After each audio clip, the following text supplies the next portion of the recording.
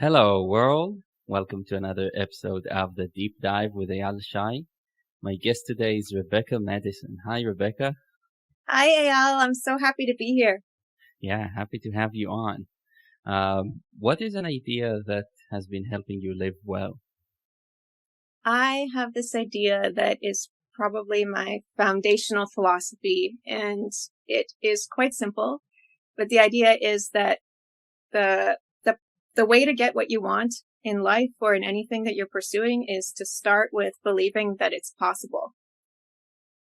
Yeah, and I really resonate with that because it does make sense. I mean, if you think that your efforts or your tries are going to be futile, then that is quite depressing starting point for anything. So I'd like to hear from you. Um, Maybe what are some of the circumstances or the predecessor thoughts that kind of led to this more concise distillation of an idea? Oh, I like that question. Yeah. So sort of background on how I've come to this or why it feels so huge to me, even though it might sound really simple.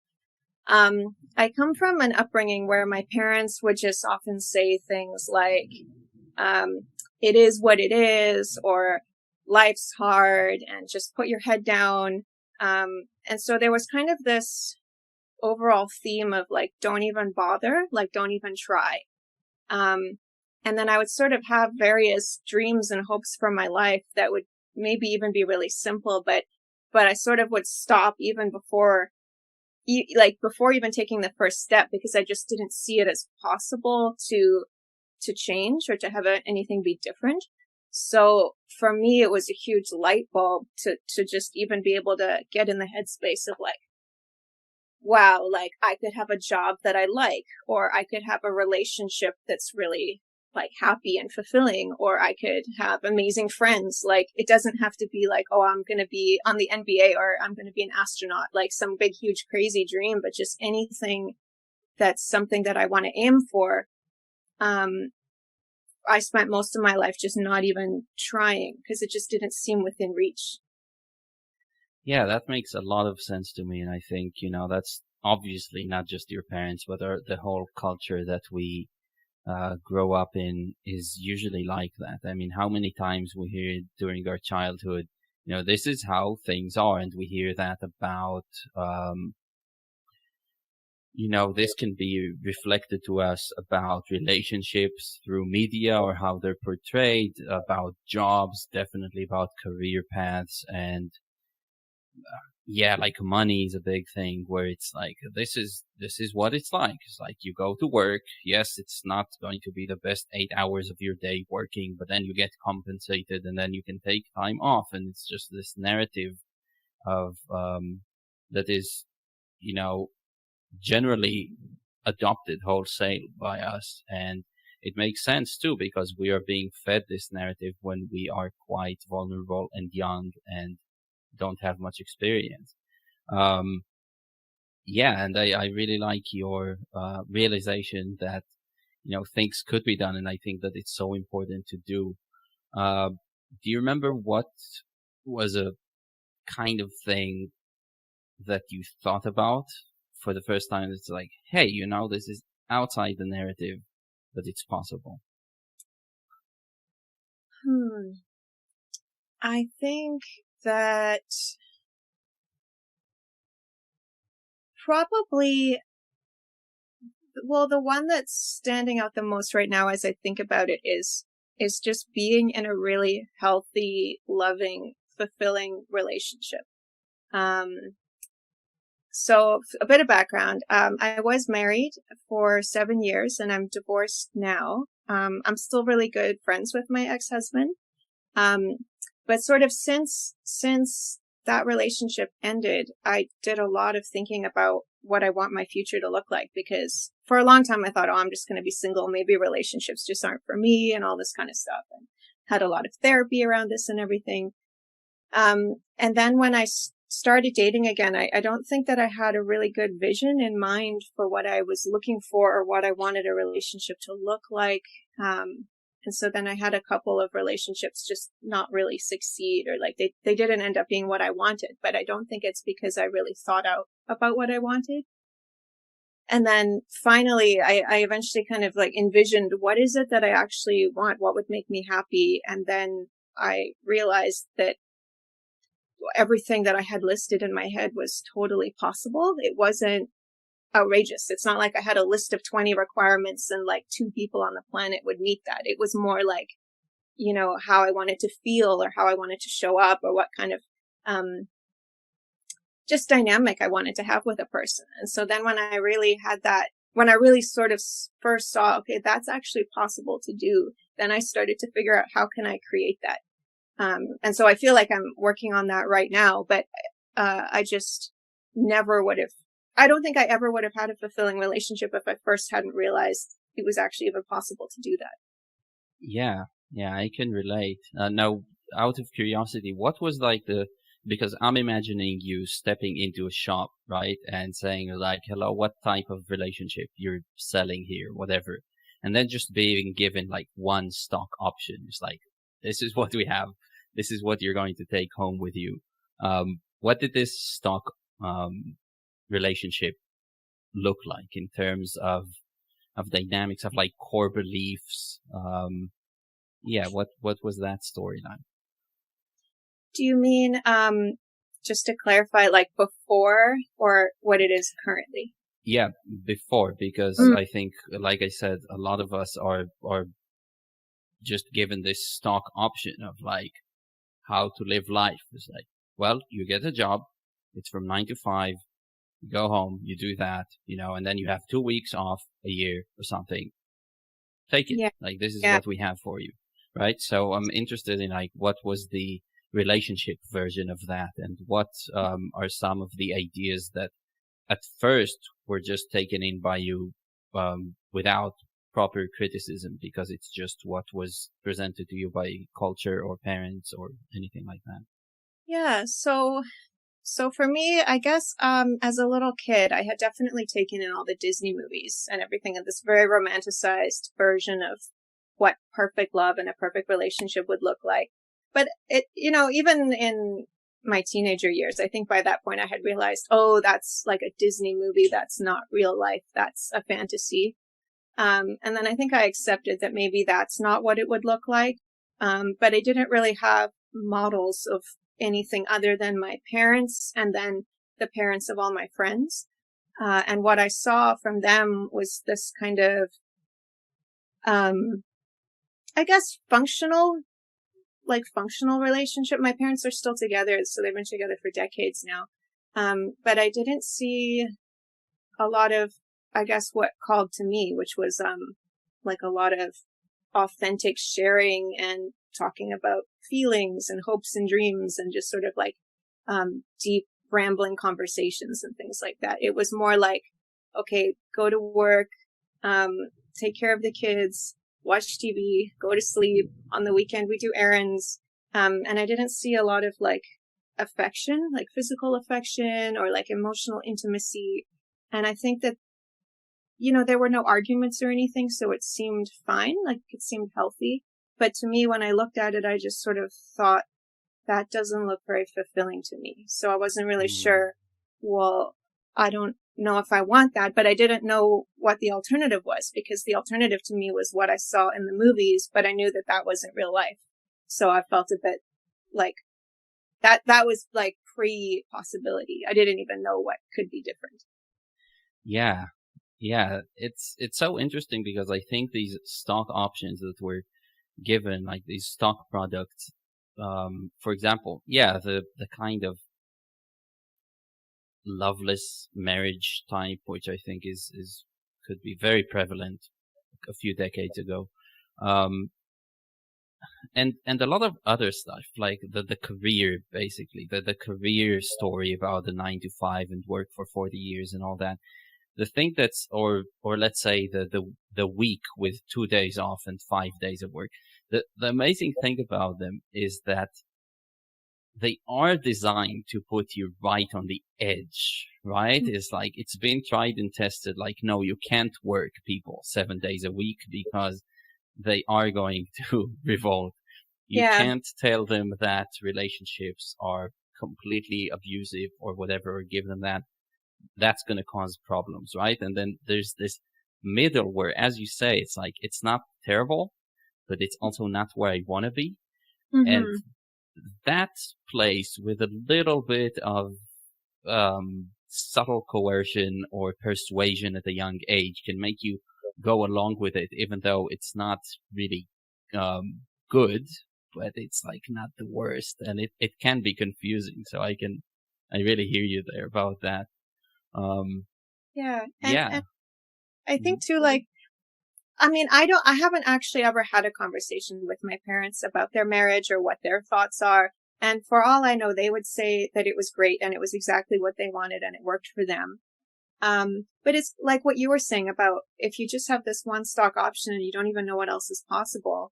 Now I know because like I've looked around and explored this topic a lot. There's so many ways to go about having a relationship. And and it's okay to want whatever it is that you want. Like for me, I do want to have this like huge amount of vulnerability and emotional intimacy and things. Not everybody wants that in a relationship. So then I would hope that they would go out and find what would work for them. Um, but yeah, just this idea of realizing that there is more than one option out there, like you were saying, is mind blowing when you first realize it. Yeah. For me, I think, for me and my wife at least, it's not just the relationship thing, but even like in terms of our relationship, one thing that was interesting is that very early on we got to discuss what friendship is, and coming to a mutual understanding that at the base of it is going to be a friendship that is probably going to um, need to be very strong and sturdy, because the passion of just meeting somebody is not going to be there forever. But the friendship, the cooperation needs to prevail and go through a lot of yeah, all sorts of challenges, right? Like try to have a kid with at home with you for 4 years, like we have. That's in the relationship part, and yeah, I'd love to hear from you. What is one thing? I mean, just a random example, maybe, that you can think of one thing that really stood out as something that, hey, this is not part of the usual story, but I'm going to be working toward making this a reality. And even though it's not the common conception, I'm going to make it part of my conception of a healthy relationship.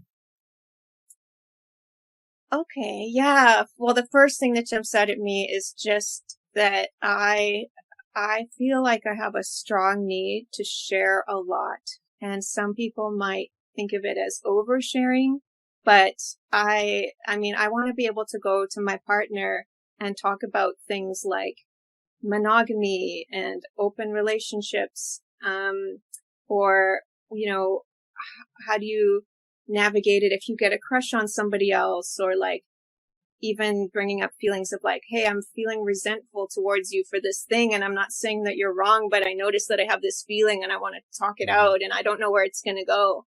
Um, and I guess I just want to be able to talk about things that aren't even necessarily directions I want to go in. So, for example, like it is a monogamous relationship and I want it to be, but sometimes I get scared about that and I don't know if it will work long term for either of us. And so just being able to say, I'm scared about that and can we talk about it? And these are all what my fears are. Um, I find that so enriching and so meaningful and fulfilling. And it makes me feel safe to be able to talk about things like that. Whereas other people I know are like, wow, I would never ever have that conversation. I would never just because they're worried about what their partner will think. Hmm. And that's totally fair because I think sometimes I bring up these topics with him and he's like, wow, I need to think about this, or like it can be overwhelming for somebody to just hear all your fears and everything. So it has to be done, I think, with delicacy, but the underlying sort of principle for me is like I need to be with somebody who can receive just pretty much any topic. Like I need to be able to voice what's going on in my head. Yeah, no, I really like it, and it's a beautiful thing when you can be open enough with someone and know that they are not going to run away Yeah. or, you know, get so defensive that they're actually going on the offense because they can't handle it. And yeah, it is as you say. Like I'm sure that some people it's not something that they can deal with, but that's the beauty of having many options to choose from, and eventually we know what we want, and therefore we're going to go for the person who is a good fit for us, right? Um, so I can say the same about us. I think where it's just important. There is an underlying wish that's not really spoken, but just to be very close and not have these partitions of like this is something that you don't talk about at all, or I'm gonna withdraw and not talk about things. It's much more scary for me. Like I can Yeah. freak out. I can freak out if I'm not being communicated, like the actual how the person is feeling, because I can't read minds, and it's such scary territory to be in. You know, it's like, how are you feeling right now? Is it because of me? Is it because of something else? Is it because of and yeah, so I'm pretty much with you there. Yeah, even as you were talking, I just had this flashback to something my mom said to me, which I think she would sometimes say, like, we don't talk about that, or it's not polite to talk about that. That was something I heard a lot about all Mm, kinds of things, like money was a big one. Like, it's not polite to talk about money, but also, we never talked about sex or anything to do with it. So I never had like a sex education talk with either of my parents. There were just things that were totally off limits. And I think quite a lot of things were so off limits that it almost made me swing in this direction of wanting to just talk mm. about everything all the time. Um, so I really identify with it when you're saying like, you're saying like you want to have closeness. You want to know that you could talk about things and that aren't these topics you have to tiptoe around. Yeah, yeah, absolutely. Yeah, I'm also interested about the money taboo. If you have any idea where that comes from and like why it's a taboo, where is the shame there, or whatever it is that causes people not to talk about it, because I'm really interested in that actually. Yeah, culturally, I don't know the answer to that. I think what I suspect in my family is that, um, I guess I grew up in a environment where people had all different kinds of incomes. And so I think one thing is maybe my mom was worried that it would look like bragging because to some of our friends, we had more, but then we Mm. also had less than other friends. So I don't know why. I don't know. There was just this blanket policy on like, it's just rude to talk about.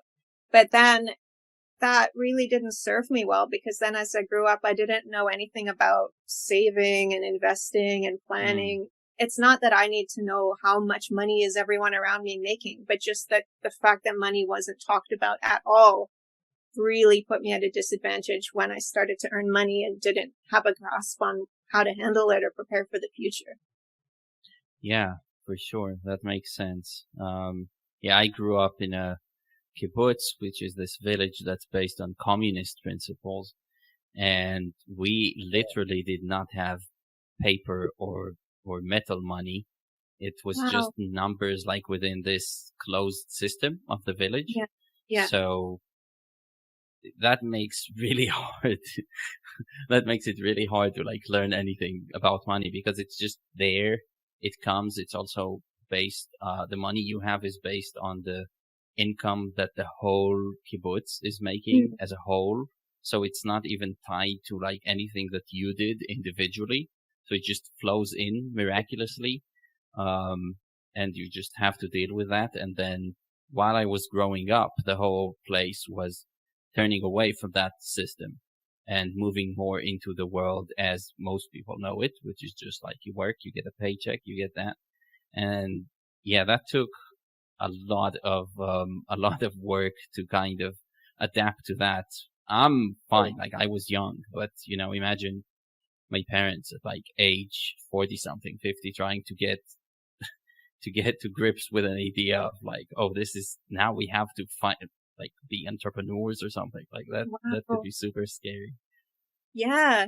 Um, and I guess to bring it back to the sort of the theme of what we started with, you'd have to Mhm. have this idea that it is, wow, I can go out and actually do this. I can take care of myself. I can get a job. If your background was more communal and everyone was working and money was coming in for everybody, that's really, really hugely different to then have to go out and be like, okay, I am now as an individual going to go out and get a job and support myself. Yeah, right. Well, clearly you could be a podcaster because you brought me back to the theme, which I love. So thank you. Yeah, I think that I do want to explore more the kind of the theme for sure, and I'm trying to think about what's going on today. Like with me, it's for sure this podcast and everything that they do around it, and I'm looking back at the time when I was just contemplating doing that and feeling a sort of calling in me to go do something that is creative or artistic like that. And it's very scary because you don't know. You probably already are aware of the 1% of people who are doing this, and you're just not really sure if you're part of this small sliver of, or a small group of people that are actually doing it. So I'm really interested to hear from you.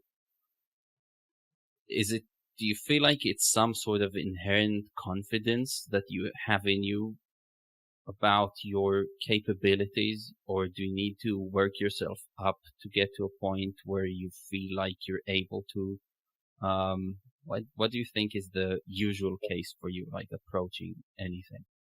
Oh, well, I think that this philosophy or idea or this mindset, it came out of just a state of, I don't know really what to call it, but maybe like rock bottom. Like I ended up at this attitude because there was just no other possibility. It was the Mm, only way that I could make my life work. So I think that because I had so many moments of despair and a lot of, mental health issues and feeling depressed or anxious and just kind of really veering into hopelessness that anything could be different or better. Um, an idea that I found out there in the world of mental health that I actually didn't find helpful at all is this phrase, I think, like, it will get better. Or like things will get better from here. I've heard that used in context related to being queer and growing up and like, finding a community and things like that. But I have also heard it in the context of mental health, like it can get better. And I kind of looked at my life and I thought, at the time it felt so bad that like better wasn't good enough. Like I didn't want life to be just like slightly less bad. I wanted life to mm, be really good. And so I had to find a way to think like I need to be able to imagine that a year from now, like my life could be good. Because if it's just slightly less bad, like I don't think I want to be here anymore. And I know that's a really dark turn, but I feel like that's the place that my mind was at. Like it was just so bad that, when you're thinking about like, I don't even want to be on this planet anymore. So to kind of adopt this attitude was, I see it as like clawing my way out of that. And there's really no other option. Like I have to kind of stay on that path because that's what keeps me not only like working towards a good life for myself, but also just here at all. It's been like the fire mm. that fuels me, I guess. Wow. Yeah, that actually resonates with me a lot. I mean, coming out of depression for me at like age 19 or something, I think I relate a lot to what you're saying because I also felt that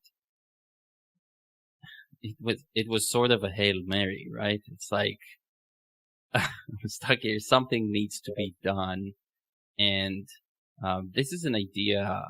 I'd like to do an episode on death on this podcast at Mm. some point. But it's this idea that, also on my mind I had suicide a lot on my Mm. mind at certain points. And it was only when I got to a point where I'm able to say, wait, it's like at age 80, if I'm lucky, I'm already gonna die, So why kind of rush things? Why get to that very quickly? Let's instead adopt this unsubstantiated belief, like you say, and try to be with that with what. And if all else fails, it's an option. I mean, Yeah. it is an option, and I don't condone it. I think again that nobody should rush and go to the end of the story, because the end is known. It's boring. But from that moment of this rather almost irrational belief, suddenly you realize, paradoxically almost, oh, I do have control. I can control this belief, and it's bringing me relief and hope, and I can go from there. Yeah. Oh, I love that. That's so beautiful. And it's interesting that you call it like an irrational belief. I almost wonder if you could call it faith. Do you think that that applies? Like that you had faith that you could be happy and like life could be good and it could be meaningful? See, so like as a person, to be honest, I'm not that comfortable with anything that's woo usually, or saying something like it's faith or it's something like that. So I am trying to find a thread that does make it rational. I think at the time it did not feel rational. It's like you said, it felt more like that out of desperation, which is literally in Latin being out of hope. Out of desperation, you just turn to a place of like naive inspiration, I guess. Yeah. Naive hope that things could be better. And at the time, it's irrational. I think in retrospect, it's being able to get out of the rut that you've been in for so long, or this deep well, and be like, wait, I've read books about people who've gone through transformations or something. And I think if you kind of sail with your imagination and go to a place, I think you also recognize at some point that, hey, there's no law of physics that tells me that I'm not going to live well. There's actually, if I look and I'm being serious about it, the most limiting factor that stands between me and living well is my habits and behavior. It sounds, yeah. It sounds then maybe like it was more rational than you're giving yourself credit for. Like, and maybe it came from sources of inspiration. Like you were saying that you were thinking about other people who had been in a rut or in a dark place, and then they had gone on to accomplish great things or live happy lives. And then you saw like, oh, it's not impossible for me to do that either. But maybe you needed to see it from other people before you could see it in yourself first. Yeah, I think inspiration. Yeah, one concept that comes to mind is absurd. I think that at some point I realized that the whole human condition, and this is not an original idea, but I read, Sartre and Rollo May and some psychologists. I read Viktor Frankl's book. I read Kurt Vonnegut.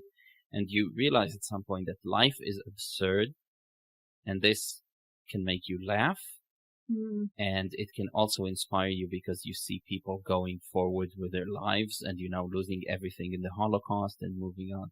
So, yeah, I'm wondering, like, have you ever had this feeling that actually this is absurd? There's something funny about me clinging on to everything that's bad in the world, right? Yeah, I definitely have. I think that I kind of, because that state of recognizing how absurd everything is and laughing at it, it's so hard to stay in that place. But when you feel it, or at least when I feel it, it's so powerful. And then I kind of cycle through, like, I've noticed in my life, like, it's been pretty up and down, and I'm trying to reach a state of more steadiness, but I've really, I guess, related to a lot of existentialist writers who kind of take you through this experience and really normalize it, because in my past, before I had ever encountered any of these ideas, nobody was really able to talk to me about them. Like even being able to talk about how like the absurd and just the nature of life was just not a conversation anyone around me wanted to have. So I definitely relate to that feeling of just like, wow, this is, and you just have to laugh. Yeah. Okay. And another test to see if you've shared anything on the way with me, but have you ever had an episode where you felt that you're able to look at things from perspective that's farther away in space, where you're smaller in some sense and maybe a little less prone to feeling everything intensely? Yes, I've thought about it might be phrased a bit clumsily because I don't have a strong science background, but when I was trying to learn basic things about physics and trying to understand time and space and things like this, I just came across these ideas and concepts about I don't think I'm going to try to explain that because I can't. But I guess just this idea that like I almost sometimes imagine just that everything has already happened, or like that the future is happening right now and the past is happening right now, and I see sort of like the span of my entire life existing all at the same time. And then when I imagine that, like all the really bad times and the good times and all the boring times, just like over the span of 100 years, which I hope is how long I live, then this kind of present moment just doesn't seem to matter quite as much. Or perhaps it matters equally to all the other moments. Wow. And you haven't read Kurt Vonnegut's Sirens of Titan, huh? No, I haven't. Okay, so he has this planet, Tralfamador. Mm-hmm. So there are Tralfamadorians, aliens, who instead of seeing things in 3D, see them in 4D. So they see a stretch of time. He says in the book, they see a stretch of time just, as we see a postcard of the stretch of the Rocky Mountains, right? So they actually see all the moments all the time. And so they, for example, are not bothered when somebody dies because they can still see a lot of moments of this person being perfectly happy. And so it's really uncanny that you've come exactly to this beautiful imagery, which personally really was very healing to come across. I'm super, super happy that you've come to this image on your own. That's amazing. And it just shows, that we're not as different from one another. Like our minds actually find the same things when we're looking for them, that you and Kurt Vonnegut would both come to this image.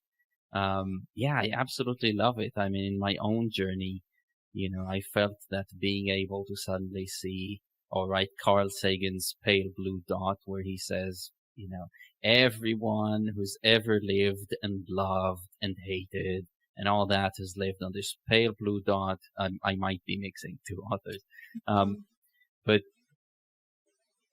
it gives such a relief, because I don't have to focus on myself and getting out of this place of rumination and constant self-flagellation and debilitating and paralyzing self-awareness. I think is a necessary step to going out of depression.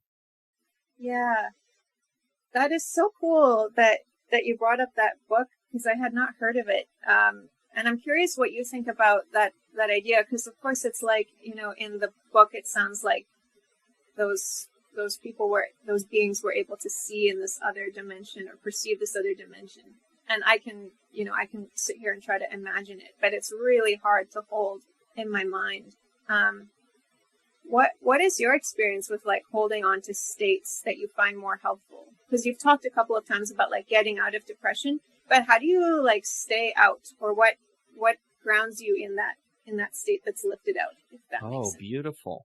So here's the funny thing. For me, it's not actually sustainable to stay in that state. It's not. This is not the end goal. So I think that it's absolutely necessary to be able to feel less if you're depressed and get out and start to get creative again, because being in depression in loops of negative thoughts is the least creative thing you can do. You just go through the same old thoughts, um, ad nauseum, until you're nauseous with them, and it just sucks. So the first step is, yes, to zoom away, see that, hey, you're actually a small thing. You don't matter that much. The next step, which took me even more years to implement, to really that, is to recognize that if I'm willingly going out there again and allowing myself to feel, I'm not necessarily going to feel the old feelings, right? Because when I was in a stage of letting myself feel, it's going to be depression. It's going to be sort of paralysis of the mind and all that. But at some point, you have to go back into the game with an emotion that you choose to try to have, right? Like love, connection, things like that. And that's the getting back into life part. So you don't anymore stay in that perspective, because if you're in outer space, the one thing you're lacking is connection, and you have to go back down there and find connection with other people. So I don't know, does that make sense? Yeah, I really like that. It was so, I guess, I just felt my whole heart warm up when you said that it's not sustainable. And the way you talked about it is like, it's okay that it's not sustainable. You kind of have these moments where you step out of it and you are struggling and maybe things are hard. And then at some point you make a choice and then you step back in the game. It felt really like a compassionate way to go about things. Like, it took all the, like, when I hear you talk about it, it just took so much pressure off. I just felt so much relief.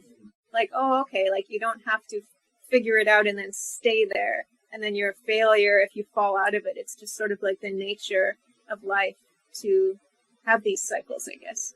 Just to me, it sounded really natural and healthy the way you talked about it. Yeah, good. I'm glad. Yeah, I think that the place of cynicism, of sarcasm, of not wanting to connect is people obviously defending themselves against all sorts of attacks. And yeah, we should go beyond that. But I think every kind of natural healing process has stages, so we're infected with something, we're going to have a fever, and it's actually not very good to break the fever. It's like, yeah, we do it because we feel like shit and we don't want to feel like shit, but that could actually cost us something.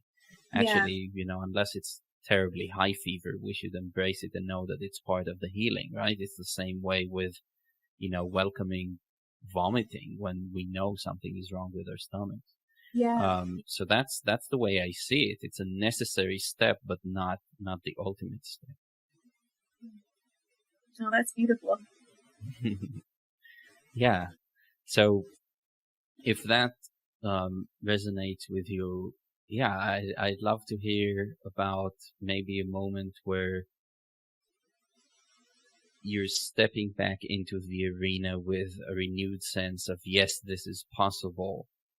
What is a small experiment that you're going with, be it about relationships or anything else in life? Like, do you remember a moment where you said, like, I'm going to experiment with that? Yeah, I felt that I started a blog about 2 years ago, and for me, that was a stepping into the arena moment where I didn't have any particular plans for it other than just to put my experience into words. So it was a personal blog just about my own like life and thoughts and feelings about different things. And then, realistically, I did have a hope that it would connect with people, even if it was one person or maybe 5 people, like any amount of people. I had a hope that it would connect with somebody. Otherwise, I would have just kept it to myself as a private journal. So I guess having this sense of hope and optimism for me, just even putting anything out there into the world and sort of trusting that if there's anyone out there that it would connect with, that it will find them if I sort of keep showing up to it. So that was sort of the most recent example of that. Nice. And I'm assuming that the test came back positive, that people are reacting and connecting. Like, how long did it take with your blog? Well, I was surprised that right away a bunch of people signed up because it's a Substack, so some people subscribed even after the very first entry. And behind the scenes, I can see it tells me how many views the entry has had. So I just sort of thought, I would have been happy if like 10 people had read it. I would have felt like that was a huge success. But I think the very first one, it was something like 60 something people. Wow. And I thought, wow, like if you were in a room with 60 people, that's a lot of people that are interacting with you in some way. I know it's just one way because I'm putting the writing out there and they're reading it and I'm not there with them. But when you just think about how many people that is, it's actually a lot. And so then I think that the first few entries, just knowing that there was even one person on the other side sort of motivated me to keep going. And then it grew from there and it continued to grow. And then it actually, for me, grew a little bit too much. And it's not a lot in the grand scheme of influencer people, because, for me to get like a few hundred views or a few thousand views is a lot. And it felt a bit overwhelming at first. So I had to kind of step back and I took a little bit of a break because I thought, hold on, this is actually a lot of people now reading material that I feel is quite vulnerable. And I have to think about what do I really want to share with the world and what's private and what's public. And so I took a bit of space, but just, I think I'm a bit off track from your original question, but I just wanted to say I'm so blown away that you can just kind of show up to the internet and find a community and find people that connect with you. It's so cool. Yeah, absolutely. I remember the first time when just I got on the internet and got involved with Intellect, and at some point someone who is today my friend was just like, oh, I'm inviting all of you to like join me for virtual coffee, and here's my link and you can sign up. And I was like, what? You can do that? And I've never stopped since. I'm just having people on for conversations, and yeah, it's amazing how some of the things are just not something we think is there, and then it becomes reality for sure. Yeah, what is something today that you right now believing is possible and maybe trying to make a better picture? Because I do think it starts with a belief, but part of the rational part of things, I think, is to actually put together in your head a kind of map where the way over there actually makes sense, right? That, like I said, it's like it doesn't defy the laws of physics, which is usually the case, but also is actually possible, right? And you don't feel it's like too far-fetched. Yeah, what is something you've set your sights on recently? Right now, I think that it is figuring out a work. I guess I hesitate with the word career because I think that's a bit of a big concept. But I guess in terms of having a job or a work life that feels healthy and positive for me. So, one thing that I struggle with is that my income is really variable from month to month.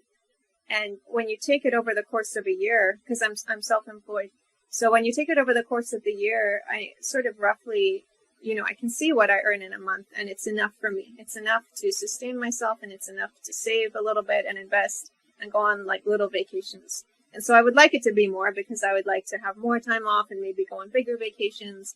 But overall, it's fine. But I haven't been able to manage the stress of like some months are really big and some months are hardly anything. And then I also have this fear like, well, how do I know that the next low month isn't just going to stay low forever? And then my whole job doesn't make sense anymore. So, but then when I calm myself down, I'm like, hold on, this is actually possible to figure out. Lots of people are self-employed. Lots of people have a variable income. It's just going to be a matter of maybe planning and managing some things differently. But I'm still, I guess, in the imagining phase right now. Like I'm still kind of stressed out, but starting to shift into, okay, well, how can I figure that out? Because I don't want to go and work for somebody else. I really love being self-employed. So I love that so much that I'm going to have to figure this out, how to keep going. So it's just, I need to develop that vision a bit more, I think. Yeah, and I think that is something that a lot of us in today's age are facing with the internet and the fact that there are possibilities, but it's actually, we know that not everybody who just starts something is going to make something out of it in terms of monetary return. Valuable resource in this space is, for anybody who's listening who doesn't know him, but Paul Millard, who wrote a book, The Pathless Path, and it's all about leaving the stock product of you have a career behind and kind of going your own way. And in it talks about the uncertainty and the need to learn how to live on little for a while, because that actually builds up the confidence that you can do it. It's going to make you less stressed about what the future brings. Personally, a long time ago, maybe 15 years ago, I was thinking about turning pro in poker, which is a crazy job because you can actually be good as a player and make the right decisions and still it depends what your bankroll is and what kind of stakes you're playing, but you can end up losing a lot of money. So imagine, going to work, doing fantastic work, and then getting a bill that you have to pay at the end. It's like unimaginable, right? Yeah. And I couldn't deal with it at the time. But I think poker players, and I'm dying to get a poker player on this podcast to discuss all the transferable skills between Texas Hold'em and life. I think it has to take quite a few years of what you're describing, of this like up and downs, to really come to terms with the fact that this is how it is, and that if you're good, then it comes, because there's also the doubt that creeps in about your abilities, like, what if I lost it? What if I stayed behind with my game? What if I'm not doing what people are what's currently in demand, or anything like that? May I ask you the same question that you just asked me about what is something that you're currently working on right now in terms of thinking about what's possible, but you're not quite there yet? Same. Yeah. Same as you for sure. Constantly coming up with experiments on how to, make a living. Don't want to be rich. Don't want to be famous. I mentioned it in the Derek Sivers episode. Mm-hmm. Don't need it. Don't need to be known as somebody who's made it, but just being able to have the confidence that what I'm doing does offer value to people, and that they're able to look at me and say, it's like, well, this person, for whatever they do, it's like, yeah, we think that this person should do that and not a menial job or anything like that, right? Or any other kind of job that they like less, because I have a job that I'm very good at, which is being a tour guide. Mm-hmm. And I can do that, and it's a great fit with me from many angles. And still, like, going into it, I knew that I wanted to someday transcend it and go further. And I'll always be aiming there. And it's it's a long and interesting and sometimes nerve-wracking process to get there. So I'm with you in the same boat. Oh, cool. Well, I'm totally rooting for you. To me, that seems really possible. Do you feel like you believe that it is? Like, do you feel it in your heart? Yeah. And it's funny because I can look ahead and I feel like I'm on a plateau, right? Mm. So a plateau is a place where you can see far. You're above sea level. And there's no sense of you going down or crashing down at any point, but there's also, you would like to still go up a bit. And it's getting used to that, because in effect, like on a plateau, you could walk and actually over a mile, actually ascend just a few feet. And that's actually a lot. Like you get to a point. So I think a lot of it has to do with letting go of the notion of peaks, that we have to conquer peaks. This is somewhat dangerous, because peaks, by definition, if you're not going to stay on the peak, which is both boring because the peak is not as expansive as the plateau and there's less to see, and it's also steep on the way down, just as it was steep on the way up. And this is something I'm trying to come to terms with and rid myself of the notion that the best thing that could happen to us is reach a new peak. Yeah, that's a good point, because at least I've seen, at least this has just been my observation among people who are really high achievers, or perhaps they're famous. It's like you might think your whole life, oh, I really want to win an Oscar. But then what happens the day after you win the Oscar? Right. Then what? Your whole life has been building up to this moment. Then is it going to be 5 Oscars or 10 Oscars? Or I don't know. It just seems like maybe you find a completely different peak to climb. But I think that a lot of the time people don't think about what's on the other side of that peak. And you're just so focused on getting to that goal. But I've heard so many people say that they just didn't feel any different. They won that medal or that award, or they made this much money and they thought that was their number. And then they just really felt the same. And for some people, I've heard that's a huge letdown.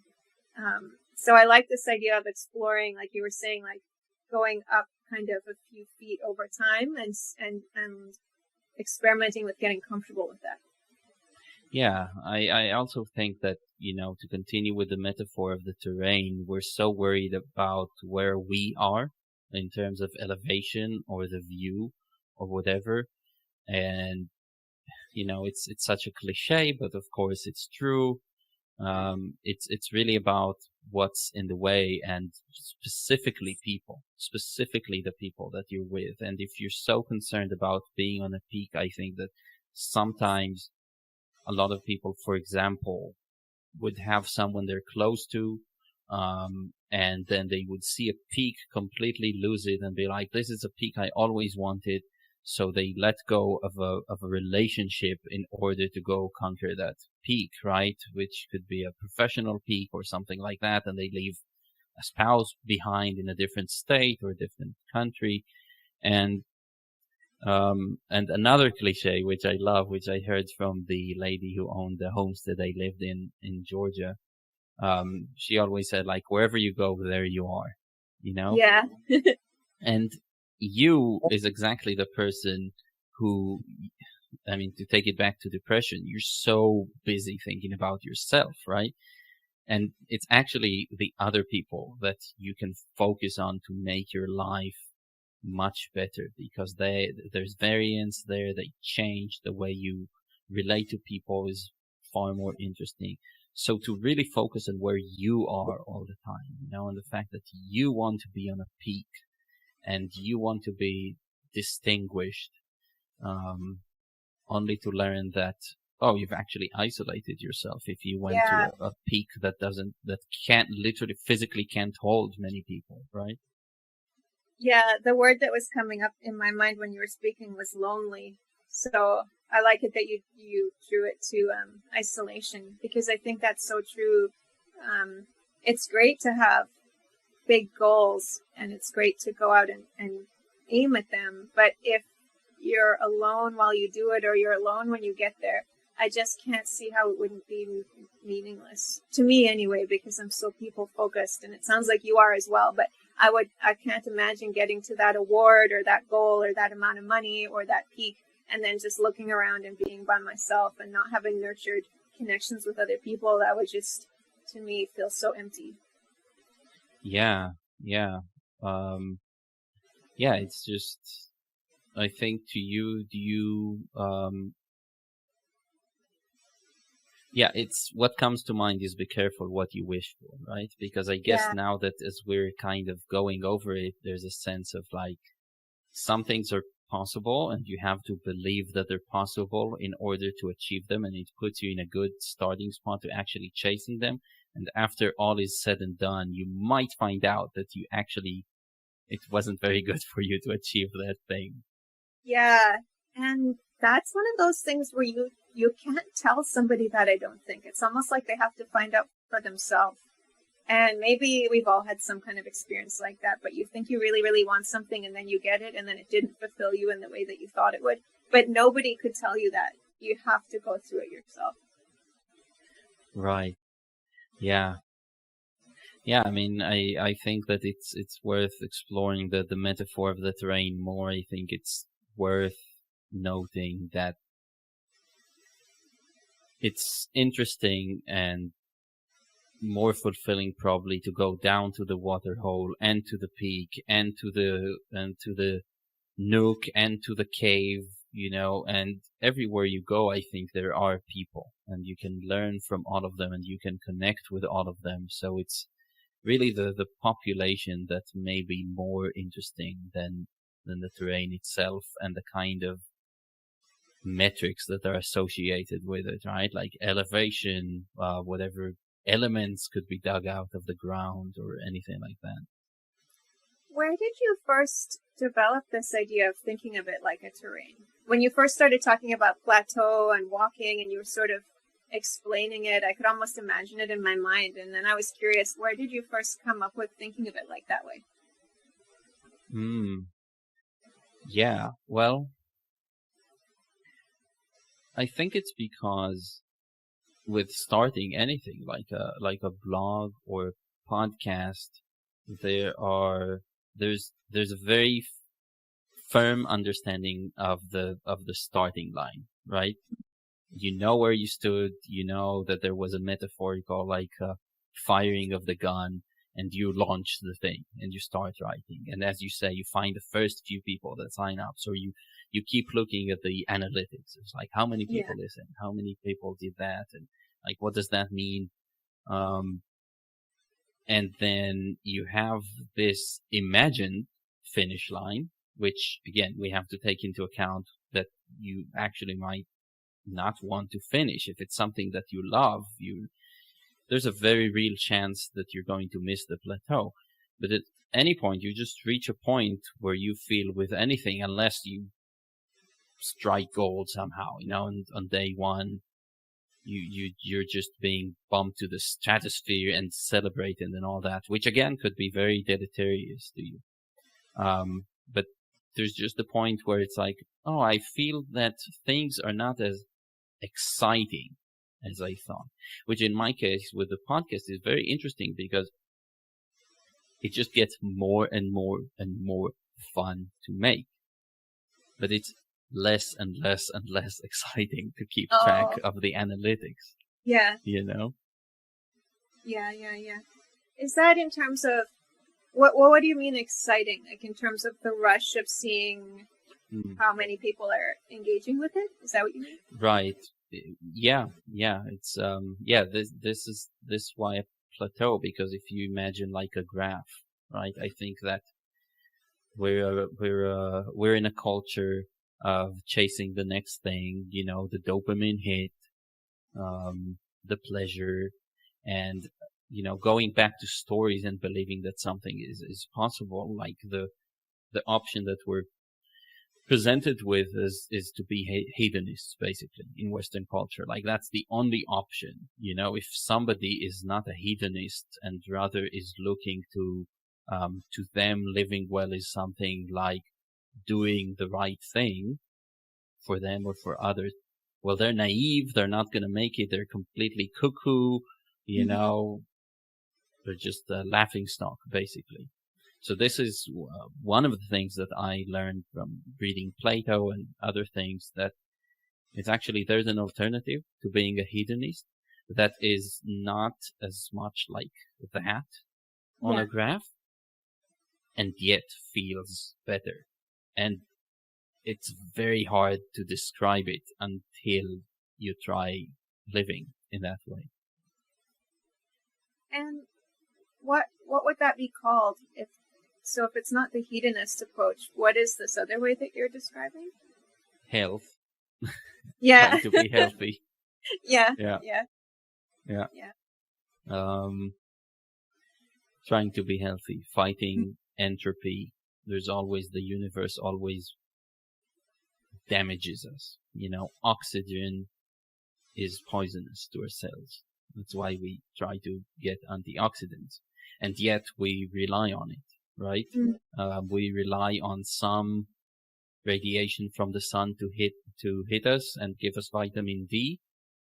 Part of it causes cancer, right? Yeah. So it's about that. It's about keeping a balance. And this game of keeping a balance takes a lot of creativity.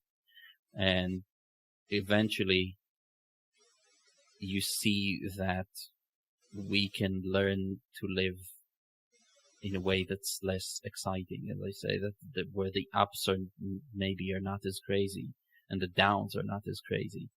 But there's a different quality to that can't be put on a graph, which is a more constant and consistent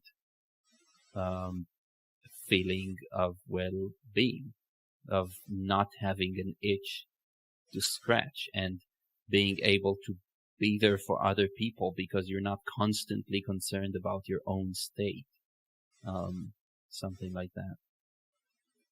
What led you to, I'm going to call that maturity, because it sounds like just like a wise, mature, healthy way to approach life. But how did you get there? Did you have some, because I'm kind of thinking like, did you have some like, I imagine you weren't always like that. So how did you sort of reach that state of realizing this, I guess? Yeah, so definitely what we mentioned before, just the very first step of believing that it was possible, definitely part of it, which is why I told you, yes, this is definitely something I want to discuss. But after that, just a lot of diligent figuring out of how to actually, what is possible, how to do it.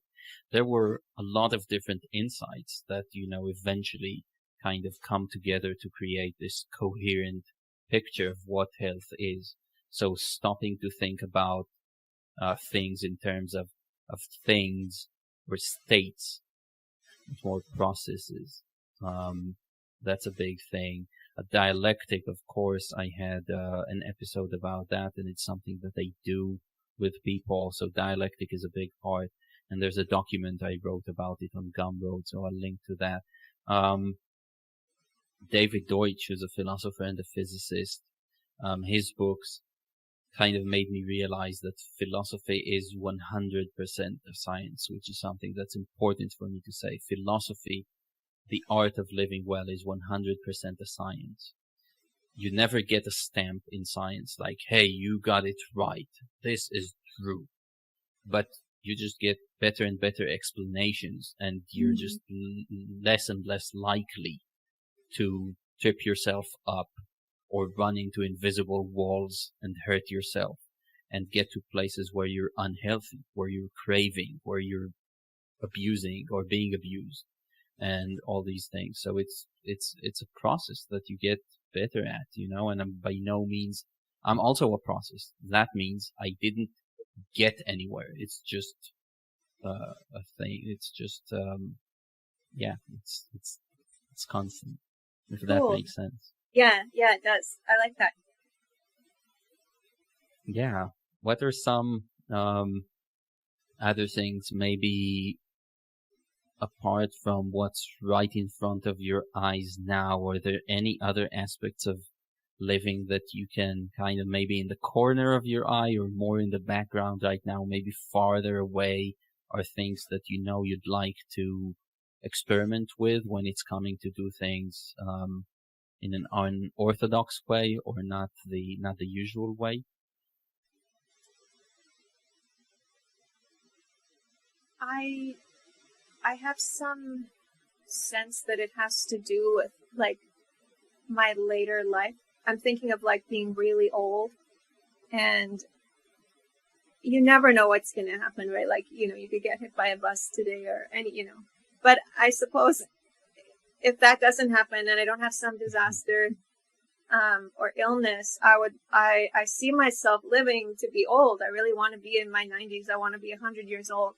And so then when I think about that possibility, and it does seem very possible to me, then I think, well, I probably should set myself up for success at, as a 95-year-old. And there's so much that I'm not doing to set myself up because it seems so far away. But the I don't know. I'm sure the time will just slip away. I can just imagine, I'm 40, then I'm 50, then I'm 60, then I'm 70. And then I think, well, soon I'm going to be 95 and I didn't do any of those things. So I guess just, when I think about what's just in the corner of my mind or something, or just within sight, but not really there, it's thinking about being really old, but wanting that time to be as good as it possibly can. Like, I'd like to be pain-free, and I'd like my mind to be working as well as it can, and I'd like my body to be working as well as it can. So there's all kinds of stuff I could be doing right now to set myself up for that, but I'm not, because it seems so far away. I think that's the thing that comes to mind for me. Yeah, I really like this long-term thinking. My grandma, the only one I have left is just turned 100. Wow. But overall, the average lifespan of a grandparent of mine is like 94. So it's actually a real possibility that if I don't get hit by a truck, I'll get there. And I think about it a lot. So here's something that you and I and everybody listening who's interested, I think, should work on. So here's a story we get from our culture. I feel like is the story that old people should just go and be quiet somewhere until they die, right? And, maybe don't die too old because we could have gotten the inheritance earlier, right? Basically, there's this quite disrespectful manner of treating elderly people, even though they're the most experienced among us. Kicking them out of the household, or not kicking them out because they have their own household, but we know that in native cultures, there's much more intergenerationality. And I think that is something that our generation should think about, because I think we're losing out on a massive amount of wisdom that's out there accumulated in the minds of people who live in isolation in elderly homes. And I'd like to think that you and I and any other friend of our generation that's going to make it to 90, will not suffer this fate. Yeah, that's so true. It's almost overwhelming to think about, but it seems so much more natural that people of all different ages be together, and we evolved that way to be together and to be sharing back and forth. So it's kind of alarming to think about people being so segregated, I guess, by age. And yeah, I'm so with you. I think there's just a wealth of wisdom that we're not accessing, and that also I imagine they would want to give, because I think, like, even now, in my 30s, there's things I want to say to people in their 20s. Don't make this mistake, or if you're going to make this mistake, at least recover from it faster. So when I'm 95, I think I'll have so much more to say like that, and I would want to. Like, I think I would really want to share that. So, yeah, that's a great point. Yeah, I think we could really do better when it comes to treating the elderly and just having the respect. And it sounds like, we're not treating the elderly fine, but no, actually, we're just not doing a good service to ourselves by not consulting people with tons of experience. One last question, and this is a speculation. This is not going to be held against you in court or anything, but, you and I, what if we did figure out the making a living thing and become successful in a mainstream state? Like, I'm just interested to hear from you, like, what would that entail in terms of actually managing, like a sum of money that's considered big? What would it look like money-wise? Sorry, I'm not sure I understand. Yeah, like because this is something I'm thinking a lot about for myself. Like, what do you do if you're well off? What do you actually do with the money? Do you actually just make it work for you so that you have more money or your children have more money, or do you go and do philanthropy with it? It's like a complete hypothetical with me Mm. for me because I haven't had this, and yeah, I'm just interested. Well, I would like to think that I wouldn't be overly motivated by the money, but I know that that's something that people say, so I can't say that with certainty. But I do know that I have made more in my life in the past. Like right now, I'm making about a third as much as I've made at my highest salary, and I'm still very happy and content. So to me, that's evidence that I'm not super money focused, as long as I have enough and I'm feeling comfortable. Um, so I actually think that I would never get to the state of wealth where that would really be a problem to think about, because I think that if I started to make the kind of money you may be talking about, I would probably just slow down. So, because I don't have children and I don't have plans to have children. So if I was comfortable and I was taking care of my family, my parents and things like that, that would be fine. And I don't have a, just being honest, but I don't have a big philanthropy bone in my body. So I don't see myself going out and starting like $1 billion nonprofit or something. It's just not part of my nature. As much as I want to be a good person and contribute to the world, it's sort of, I don't see it going that way unless money fell into my lap. Then I would want to give.